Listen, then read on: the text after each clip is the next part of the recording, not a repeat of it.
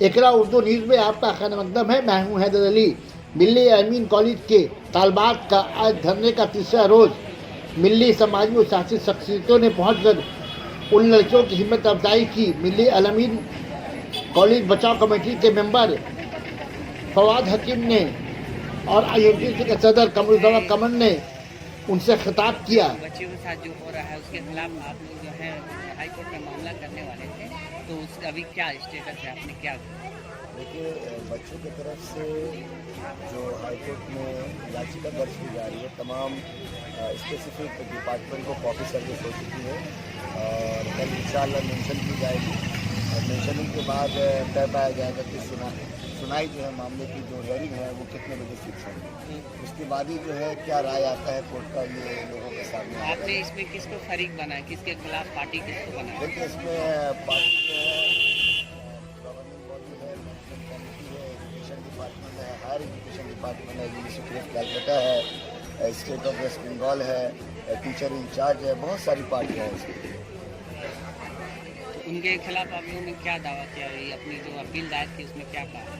देखिए, दावा तो बहुत सारे हैं। बड़े अफसोस के साथ कहना पड़ रहा है कि हिंदुस्तान की जो सबसे पुरानी विश्वविद्यालय यूनिवर्सिटी है, यूनिवर्सिटी ऑफ कलकत्ता से प्रमाणित हुई एक मिली अमीन कॉलेज फॉर गर्ल्स को जो मान्यता दिया गया और उसके बाद से जो मामले सामने आए और पिछले कुछ सालों से जो मामले और भी बदतर हो गए, स्टूडेंट के साथ जो ज्यादतियाँ हो रही हैं, ये बहुत अफसोस वाली बात है कि स्टूडेंट कॉलेज में पढ़ने आती, सीखने आती। ऐसा नहीं होता है कि तमाम स्टूडेंट जो है अपने भविष्य के साथ खिलवाड़ करते, उसमें कुछ अच्छे भी स्टूडेंट होते हैं और यही वजह है कि आज ये अच्छे स्टूडेंट अपने पढ़ाई के हक के लिए आज ये खुले आसमान के नीचे बैठे हैं।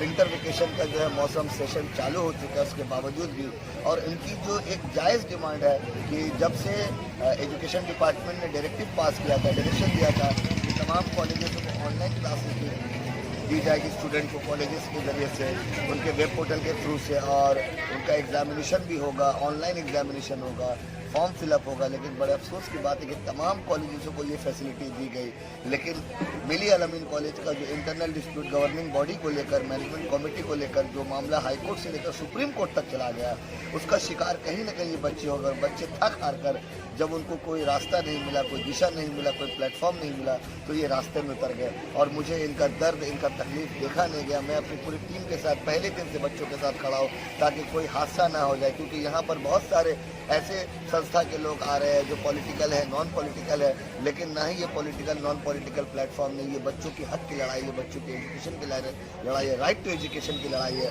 और इस लड़ाई में मैं खुद नहीं चाहता हूँ कि कोई भी पॉलिटिकल संस्था यहाँ पर आकर किसी सरकार को या किसी भी ऑर्गेनाइजेशन को, किसी डिपार्टमेंट को अपने मुफाद के लिए टारगेट करे। इसीलिए मैं यहाँ पर हर वक्त बच्चों के साथ खड़ा हूँ और उनकी इस लड़ाई में हमेशा शामिल। अच्छा, वज़ीर आला ममता बनर्जी के बारे में इस बात से बातचीत के लिए कोई राब्ता कायम की गई आप लोग की तरफ से?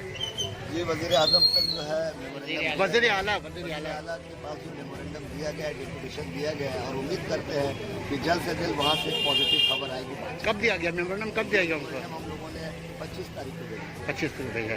तब तक वहाँ तो कोई रिप्लाई नहीं आया। 25 तारीख के बाद आपको भी पता है कि सैटरडे, संडे और मंडे 3 दिन पब्लिक हॉलीडे था। अब कल के बाद ही रास्ता करने की हम लोग भी कोशिश करेंगे और वहाँ से भी इंतजार है कि किस तरह के जवाब वहाँ से आए। ये उम्मीद है कि वज़ीर आला ममता जी इस बात पे कुछ, क्योंकि कल ही एजुकेशन मिनिस्टर, शिक्षा मंत्री ने एक स्पेशल नोटिफिकेशन रिलीज़ किया है यूनिवर्सिटी ऑफ कलकत्ता और जादवपुर यूनिवर्सिटी के लिए और बंगाल में तमाम यूनिवर्सिटी के लिए कि जो एग्ज़ाम से डिले हो रहे थे उनको 15 दिन का और एक्सटेंशन दिया गया है। लेकिन अगर इसी में वो थोड़ा सा ऐड कर देते स्पेसिफिकली मिली अमीन कॉलेज के लिए, तो शायद ये मसला आज ही